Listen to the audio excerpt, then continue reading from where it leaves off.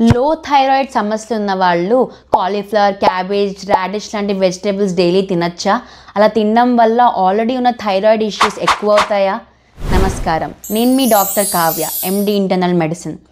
సహజంగా ఈ లో థైరాయిడ్తో బాధపడుతున్న వాళ్ళు చాలామంది కాలీఫ్లవర్, క్యాబేజ్ అంటే అమ్మో తిననండి, థైరాయిడ్కి ప్రాబ్లం అవుతుందని భయపడుతూ ఉంటారు. అసలు ఇది ఎక్కడి నుంచి వచ్చిందో తెలుసుకోవడానికి కొంచెం పాస్ట్కి వెళ్ళి చిన్న స్టోరీ చెప్పుకుందాం. 1950s టైంలో చాలా geographical regions, south Asia, Africa, ఇండియాలో కూడా ఎన్నో స్టేట్స్లో సాయిల్లో అయోడిన్ డెఫిషియన్సీ ఉండేది. దానివల్ల అక్కడ ఉన్న జనాలందరూ థైరాయిడ్ ఇష్యూస్తో బాధపడుతూ ఉండేవాళ్ళు. అయోడిన్ అనేది థైరాయిడ్ తయారీకి చాలా ఇంపార్టెంట్ ఇంగ్రీడియంట్.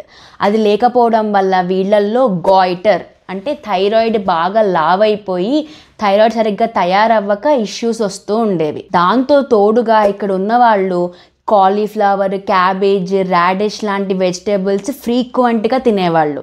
అసలు ఈ సమస్య తగ్గట్లేదేంటి అని రీసెర్చ్ చేస్తే ఈ వెజిటేబుల్స్లో గాయిట్రోజన్స్ అని కాంపౌండ్స్ అయోడిన్ థైరాయిడ్లోకి వెళ్లకుండా అడ్డుకుంటాయని తెలుసుకున్నారు. దానికి తోడుగా ఆల్రెడీ అయోడిన్ డెఫిషియన్సీ ఉండడం వల్ల అది డబుల్ ఎఫెక్ట్ అయ్యి థైరాయిడ్ ఇష్యూస్ ఇంకా పెరుగుతూ వచ్చాయి. అందుకే అక్కడ లోకల్ డాక్టర్స్ అందరూ జనాల్లో అవేర్నెస్ పెంచడానికి ఈ వెజిటేబుల్స్ తినకండి, మీ థైరాయిడ్ ప్రాబ్లమ్స్ ఎక్కువ అవుతాయని చెప్తూ ఉండేవాళ్ళు. అలా అది మౌత్ టు మౌత్ స్ప్రెడ్ అయ్యి ఇప్పటికీ రికమెండేషన్స్ లాగా పాస్ ఆన్ అయ్యింది. కానీ 1997లో ఇండియా ఒక అయోడిన్ ప్రోగ్రామ్ చేసింది. దాంట్లో భాగంగా సాల్ట్ని అయోడిన్తో కలిపి ఫోర్టిఫైడ్ సాల్ట్ తయారు చేసింది. ప్లస్ నాన్ అయోడైజ్ సాల్ట్ని కంప్లీట్గా బ్యాన్ చేసేసి అందరూ అయోడిన్ సాల్టే తినాలి అని అందరికీ అవేర్నెస్ పెంచింది. దానివల్ల 95% ఆఫ్ ది హౌస్ హోల్డ్స్లో అందరూ అయోడైజ్ సాల్ట్ వాడటం స్టార్ట్ చేశారు. అలా మెల్లగా ఈ అయోడిన్ డెఫిషియన్సీ ప్రాబ్లమ్ చాలా మటుకు తగ్గిపోయి ఈ గాయిటర్ ఇష్యూస్ కూడా చాలా మటుకు తగ్గిపోయినాయి. జనాలందరూ ఈ iodise salt daily part of the life అయితే చేసేసుకున్నారు. కానీ దాని వెనకాల ఉన్న సైంటిఫిక్ రీజన్ చాలా మందికి తెలియదు. అదే కాకుండా ఈ కాలీఫ్లవర్, క్యాబేజ్ తింటే థైరాయిడ్ ప్రాబ్లమ్స్ వస్తాయన్న మాటని మాత్రం అప్పటి నుంచి ఇప్పటిదా క్యారీ ఫార్వర్డ్ చేస్తూనే వచ్చారు.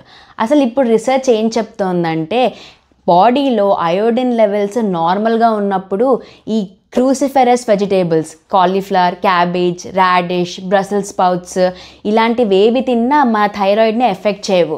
ఇన్ఫ్యాక్ట్ ఈ వెజిటేబుల్స్లో ఉన్న anti inflammatory, anti cancerous properties మన హెల్త్కి చాలా మంచిది కూడా. ఎవరిలో అయితే అయోడిన్ డెఫిషియన్సీ ఉందో లేదా ఇలాంటి వెజిటేబుల్స్ ఎక్కువ మోతాన అంటే అట్లీస్ట్ 2 to 3 kilograms డైలీ తింటారో అలాంటి వాళ్ళల్లోనే సమస్య వచ్చే ఛాన్సెస్ ఎక్కువ. ఈ వెజిటేబుల్స్ని నీట్గా ఫ్రై లేదా బాయిల్ చేసుకుంటే వీటిలో ఉన్న కాంపౌండ్స్ ఎఫెక్ట్ తగ్గిపోతాయి కూడా. కాబట్టి థైరాయిడ్ ఉన్న వాళ్ళు ఏ భయం లేకుండా ఈ వెజిటేబుల్స్ని daily part of your balanced diet చేసుకోండి. మీ ఫ్రెండ్స్ అండ్ ఫ్యామిలీస్కి ఈ వీడియోస్ షేర్ చేయడం మర్చిపోకండి.